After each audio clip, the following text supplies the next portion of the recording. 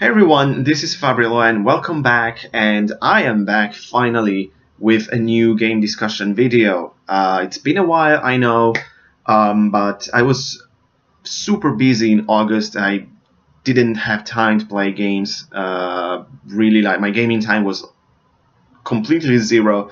And this past couple of weeks in September, I was again kind of busy and didn't play as much as I wanted. But nevertheless, I was actually able to finally finish the game that I started in, I think, at the beginning of July or something. It took me a while, but it's a big RPG, so I also have that excuse that always works with RPGs. But as I said, game discussion video on this game right here. Tales of the Abyss on the 3DS. Originally released on the PlayStation 2 by Namco, re-released on the 3DS, and I think it's a great thing to have this kind of big PlayStation 2 RPGs on the go because it took me 45 hours to complete this. Probably could have played for a bit more, but I really wanted to beat that because it was time to move to something different. But it's awesome to have this kind of big games on the 3DS or on the Vita. I mean, I really love these huge RPGs, portable RPGs or portable versions. I mean, it's not as big as a Legend of Heroes game, but still, 45 hours is a decent amount of time to put into one game. But where should I start? Let me just a brief personal history with the Tales series. I'm an absolute newbie to this. I played some here and there, but I never really got into the series. Never had the chance, really. It's not a choice. It was just it is what it is.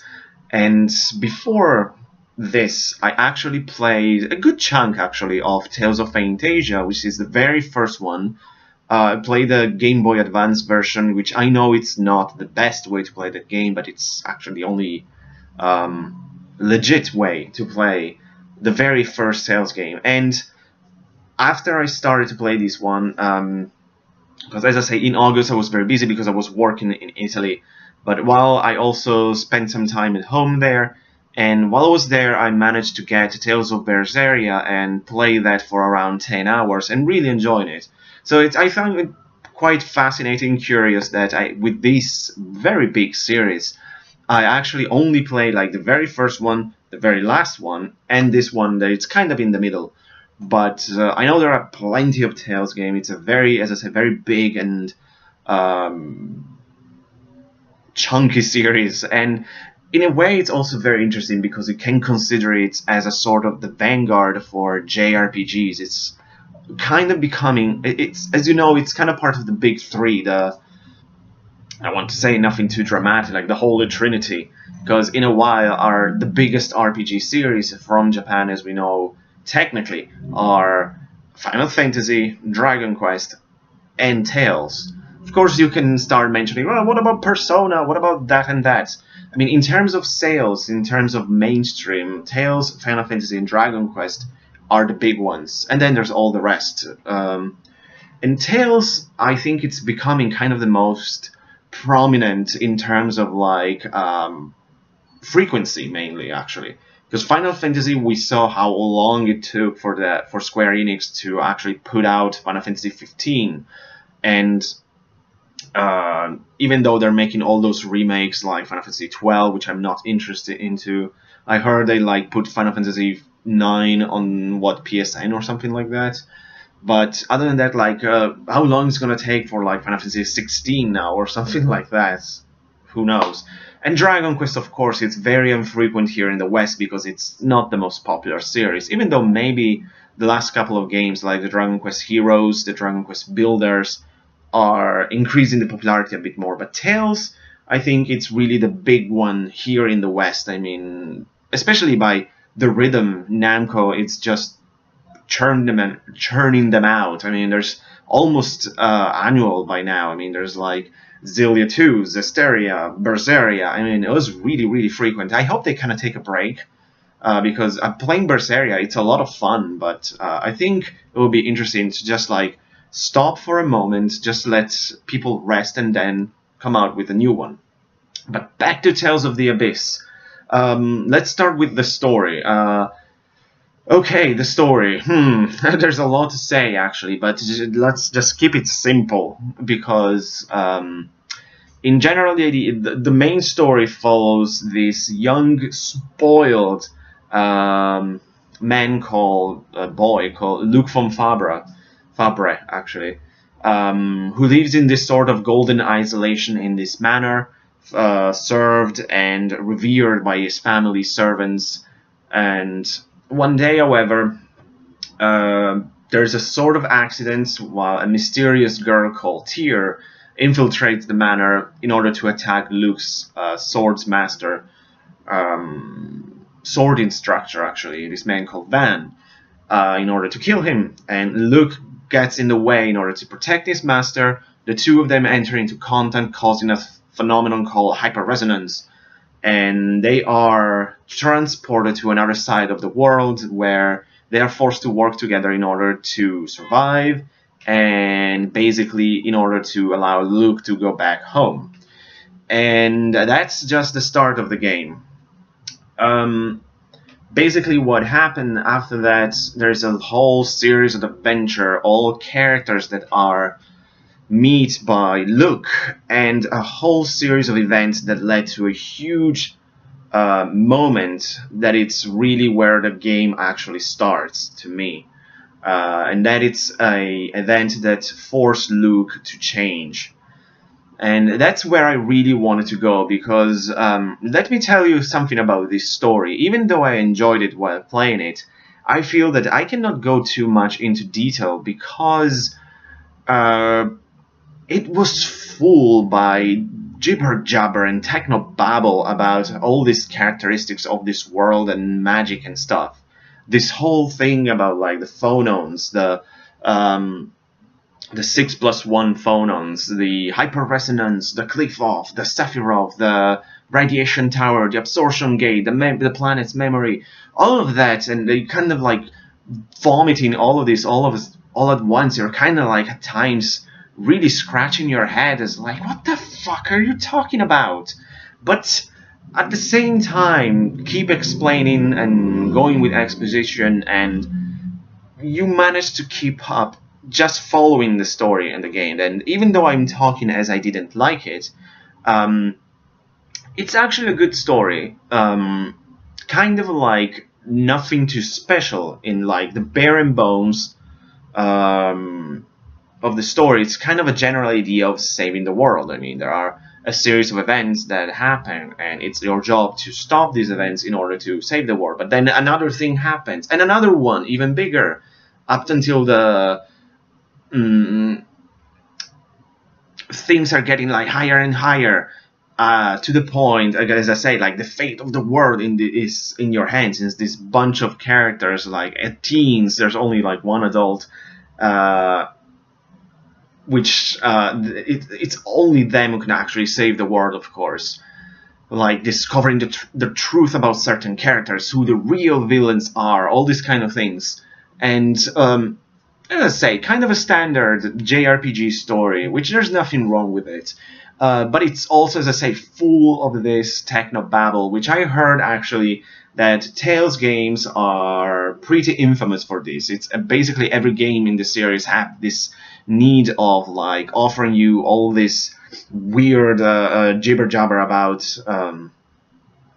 as I say, like magic, or in this case the phonons, and all this very detailed stuff, which in a way it's good, because I enjoy the fact that, and this is something that I really like in JRPGs specifically, the fact that they actually make the effort of creating an original world and with its own characteristics. So in this case, like the phonons, for example, it's like, it's magic. Of course it's magic, because it's like there's the 6 phonons for the 6 elements, like fire, water, the usual, plus the 7 phonons, which it represents sound. And that was interesting, actually. I really like the idea of having sound and music so prominent for the story.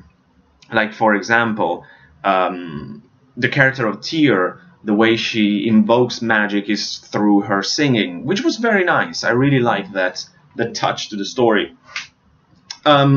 But as I said, at certain points I was really not struggling, but I really needed to be focused in order to properly follow all the single details of the story, regarding certain characters or certain mechanism in order for them to save the world, because they have to go to this Qliphoth and enter the Sephiroth and activate the phonons. I was like, Jesus Christ, just take a break from this. But all things aside, putting all together, it's actually an enjoyable story. Nothing too mind-blowing, but enjoyable from beginning to end for one reason specifically. And I will say the main reason why this game is worth playing to me are the characters, actually, which are like an integral part to the story, of course, because other than this whole theme of saving the world, characters are, to me, the best part about this game. And specifically, I have to say, the main character. You probably already know, because this is kind of an old game. I'm just very late to the party, but the Luke von Fabre, as you will see, at the start, it's probably one of the most annoying and really irritating characters you'll ever encounter in a video game. I mean, you really want him to shut up and stop talking all the nonsense he's saying. It's just so spoiled, so annoying, but there's a reason for that. And when that certain big event I was mentioning happens, for which a little spoiler, but again, it's an old game. I kind of actually I think I'll need to spoil some parts regarding characters. So this is a spoiler-free video, how they're called. When that happened, basically Luke is responsible for the destruction of an entire city. At first, he's really into a denial delusion. Basically, he's like, "It's not my fault. It's not my fault." But after a while, I realized that it is his fault, because even though he was manipulated in a way, he's still the cause of it.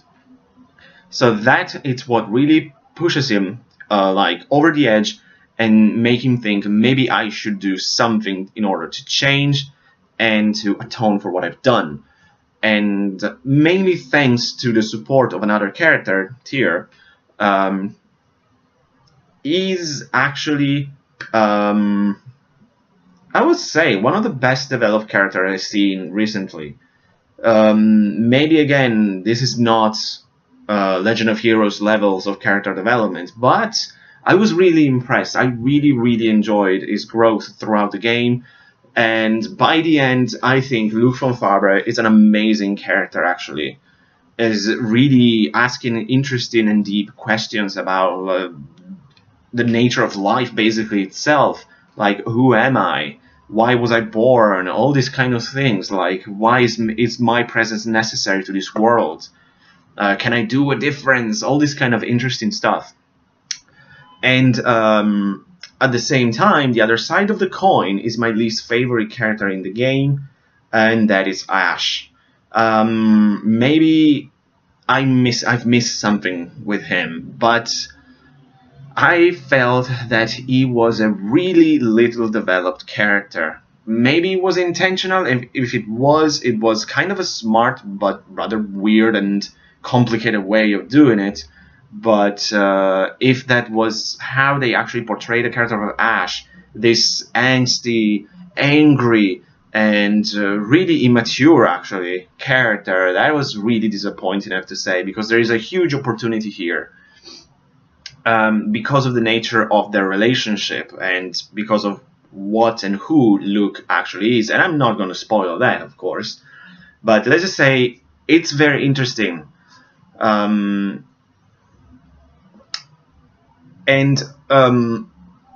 thing is, how can I explain this, actually?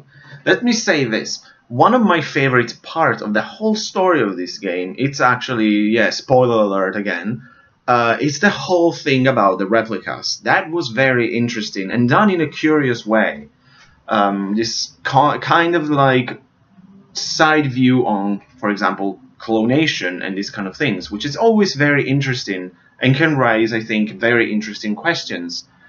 and especially if it's done in a right way. And in here they kind of did. I think it was the best part of the story, even though it kind of went a bit overhead when they say like, we're going to replicate the entire world. I was like, wow, we're talking about a big plan here.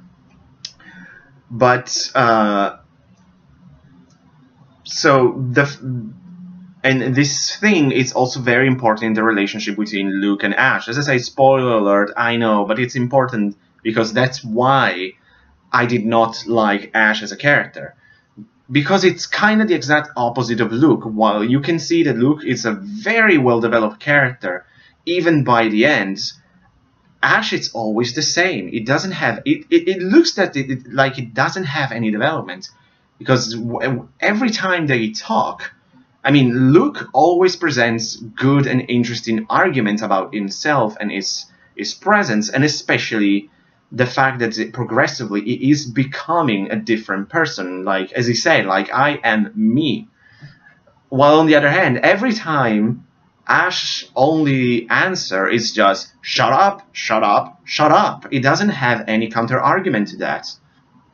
Which is stupid, because I think maybe it was the obvious way, but in a way it would be more interesting if he progressively gets to acknowledge Luke and his presence and his life as a different person. As I said, big spoilers here, but I'm also trying not to say all the things. I realize that, but it's important, I think.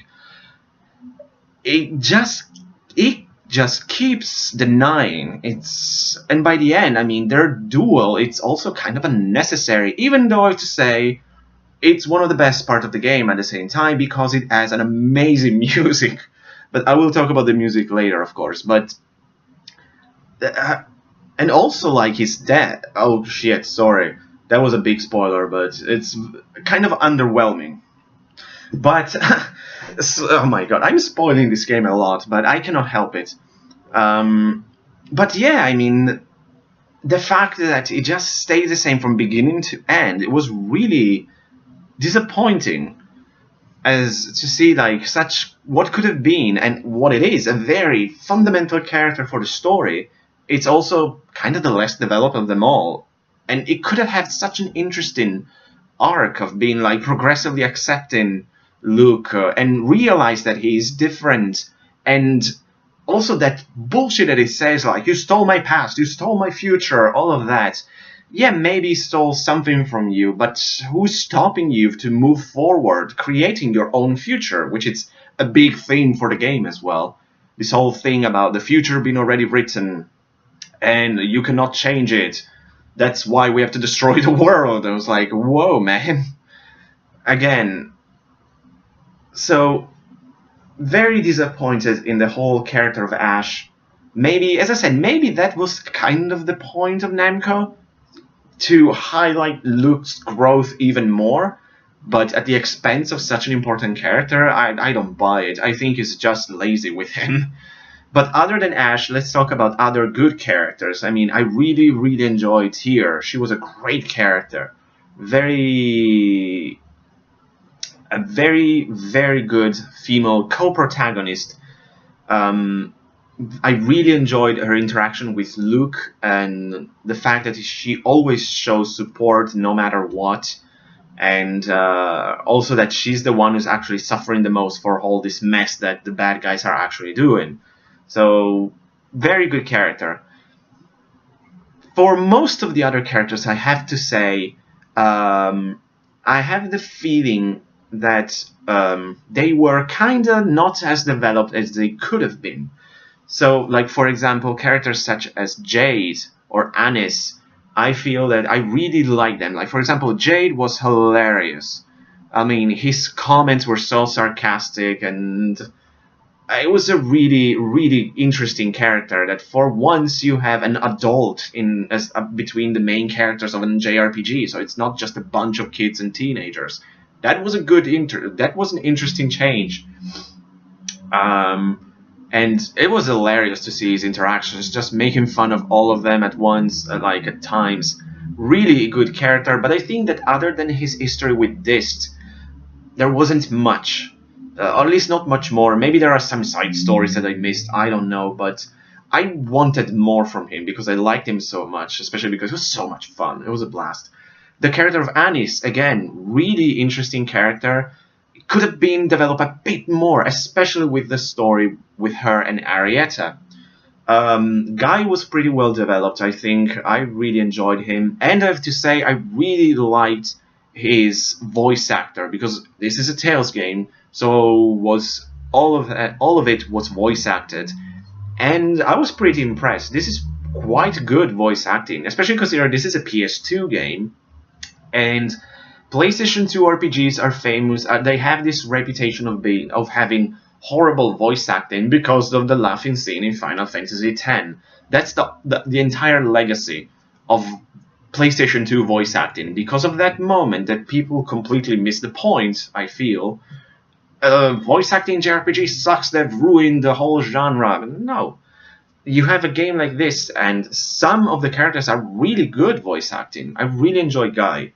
Natalia was alright. I mean, I think there was a missed opportunity again with Ash and Natalia, for example. Why not having her more supportive of Ash, for example, instead of staying there between the two?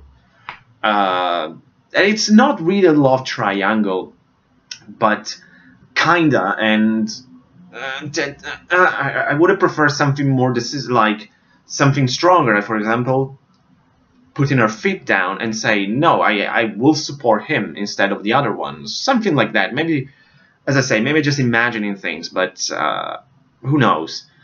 Personally, I would have preferred something different from certain characters, and this has led me, especially for the bad guys. Kind of interesting. I didn't particularly care for Dist.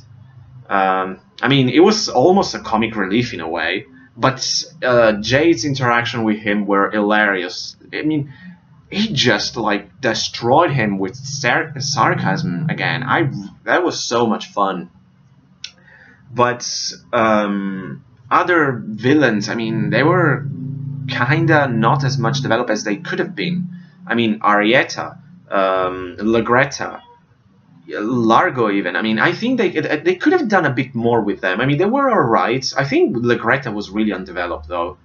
Yeah, she had some sort of relationship with Tyr, but it was really just because Tyr looked at her as a sort of role model, but that's it. I would have preferred something deeper.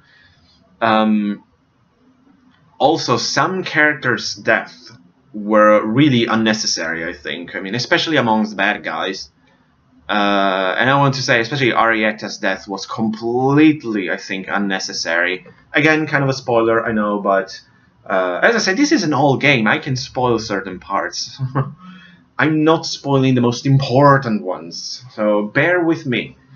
It's because that's the thing. As I said at the beginning, even though it seems like I didn't enjoy the story as much, I really care for these characters, and I kept thinking about them, so I obviously care about this game. But let's move on. The battle system. Like all the Tales games, I knew what I was getting into. This is an action RPG. It's perfectly in the middle between the stiff combat system of Tales of Phantasia and the really fluid and over-the-top one in Tales of Berseria.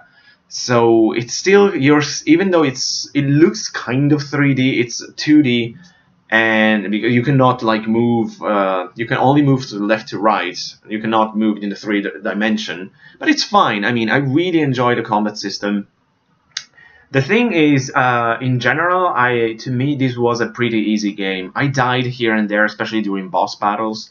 But I mean, other RPGs that I've played are much harder, like the Legend of Heroes games, or let's see if I can find one. I mean, even some Final Fantasies or stuff like that, or some DS or PSP games that are just brutally difficult, but not this one. So I would say that actually Tales of the Abyss is an excellent entry-level RPGs with, like, if you're curious about JRPGs, this is actually a pretty good one because it has a general story typical in JRPGs, but with interesting characters, a combat system which it's very fun and engaging, actually. I mean, compared, for example, with Star Ocean Second Evolution, which I played this year, I just remember, even though it felt like more than a year ago. Obviously, that's a PS1 RPG, so I suppose the Tales of Eternia, for example, it's more similar to that, but it was much fluider, even though they still didn't allow me for what I wanted, and that it's like more freedom of changing characters during battle, but who knows, maybe more recent Tales game will feature that. But in general, it's a fun combat system. One thing that drove me crazy, for example, in Star Ocean, since they have such similar combat system, was the voice acting in battle and the fact that they just kept saying those attacks. I mean, double slash, double slash, double slash. It was driving me crazy to the point that I had to mute it during battles. But with this, it really didn't bother me at all. Even though they keep saying their attack's name, the voice acting was really good, so it was not obnoxious. Next, and very important for the game, the music. I was really surprised by how much I liked this soundtrack, especially certain parts, but there were some really amazing tracks here and there. My personal favorite was probably the one played during the duel between Ash and Luke. That was perfect for that moment, very emotional, very strong, and it made that even bigger in a way. But there were other great music. Some, for example, I really like some of the world map themes, since I love the overworld themes in RPGs. I love that. I'm a fan of old school RPGs when you can explore the world map without that open world nonsense. But especially because usually they have great music, like in this case. So I would say overall, Tales of the Abyss, it's a really good JRPG, or at least I enjoyed it. The story, it's not the best you can find. It's good. In my case, it kept me interested, but mainly because I was invested in the characters instead of this old nonsense they were talking about. Because I really cared about Luke, Tyr, Anis, Jade, and others. I kept going. And again, I don't want to sound that I didn't like the story, because it was alright. I saw much better. Let's say this. I mean, this is not Treasure Cold Steel 2 kind of story, or Treasure in the Sky second chapter, but it's still very enjoyable. It has a fun battle system, a great soundtrack. I think, again, and the fact that you can play this on the go is a huge advantage. So personally, I would say this is a good kind of entry-level JRPG, as I mentioned before. The fact that you can play this big game on the go, part of this huge series, it's really an advantage, and I really enjoyed it. As I said, it's not my favorite RPG. Among those that I played this year, it's certainly not my favorite, but I really enjoyed it. And the fact that I was keep thinking about these characters and like, they should have done this, what about this, what about that, it's obvious because I cared about. And it has really good character development, especially with some.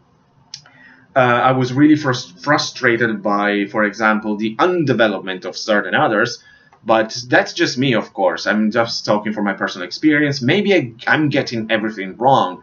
That's a possibility. Maybe you're saying, what are you talking about, man? Ash is the best character of all time. Let's talk about it. Why not? But in general, I really enjoyed it. It took me a bit longer than I expected because of external factors, but I'm really happy that I played it, and I cannot wait to delve more into the Tales of series now. About time. So that's it. Big recommendation, I would actually say. It's a pretty good RPG. Quite good, actually. As I said, I really enjoy Tales of the Abyss, so I would recommend you to get it, especially if you can find it for cheap. Definitely give it a shot. I don't know what else to add. I mean, I'm sorry if I spoil it a bit too much, but it's the only way that I could explain certain issues that I have with the game, for better for worse, of course. So that's it. A bit longer than usual game discussion, but hey, I love making long videos, I don't mind. And thanks so much for watching, guys. Like always, I'll see you next time. Take care.